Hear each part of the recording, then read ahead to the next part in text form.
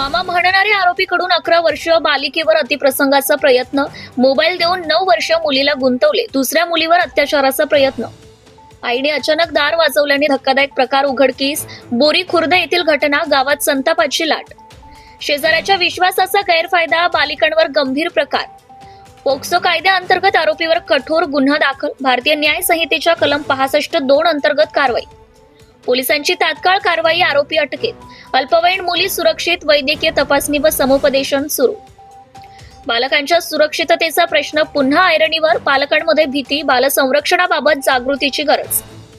मामा म्हणणारे आरोपीकडून 11 वर्ष बालिकेवर अतिप्रसंगाचा प्रयत्न, आईने दार वाजवताच प्रकार उघड.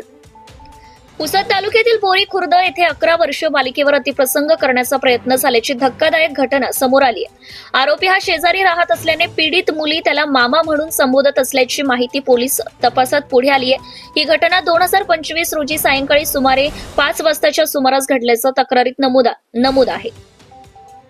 पीडित मुलीच्या आईने दिलेल्या तक्रारीवरून आरोपी आकाश अनंत जोगदंडे, वय 27 वर्ष, याच्या विरुद्ध गुन्हा दाखल करण्यात आला असून तक्रारीनुसार पीडित 11 वर्ष मुलगी तिच्या 9 वर्ष बहिणीसोबत खेळत असताना आरोपीने त्यांना आपल्या घरी बोलावले. आरोपीने 9 वर्ष मुलीला खेळण्यासाठी मोबाईल देऊन बाजूला गुंतवले आणि दुसरीकडे 11 वर्ष मुलीवर अश्लील चाळे करत अतिप्रसंग करण्याचा प्रयत्न केल्याचा आरोप आहे.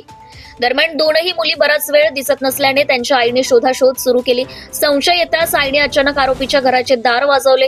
दार वाजवल्याने गोंधळ उडाल्याचं आणि त्यामुळेच संपूर्ण प्रकार उघडकीस आलाय, अशी माहिती तक्रारीत नमूद करण्यात आली आहे. त्यानंतर पीडितेच्या आईने तात्काळ पोलिसात धाव घेऊन तक्रार दाखल केली.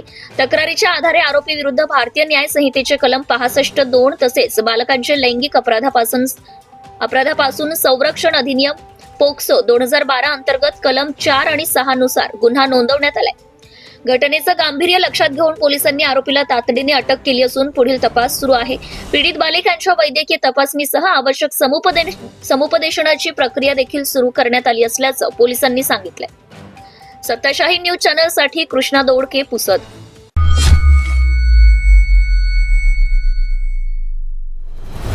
आपले हक्क अधिकार मिळवून देण्यासाठी सत्ताशाही, न्यायासाठी सत्ताशाही, भ्रष्टाचार उघड करणार सत्ताशाही, लोकांच्या कल्याणासाठी सत्ताशाही, लोकजागृतीचे माध्यम सत्ताशाही, लोकशाही टिकविण्यासाठी लढाई म्हणजे सत्ताशाही, शासन प्रशासनाला कर्तव्याची जाणीव करून देणार सत्ताशाही. चालू घडामोडीचे अपडेट मिळवण्यासाठी सत्ताशाहीच्या YouTube चॅनलला आजच सबस्क्राईब करा.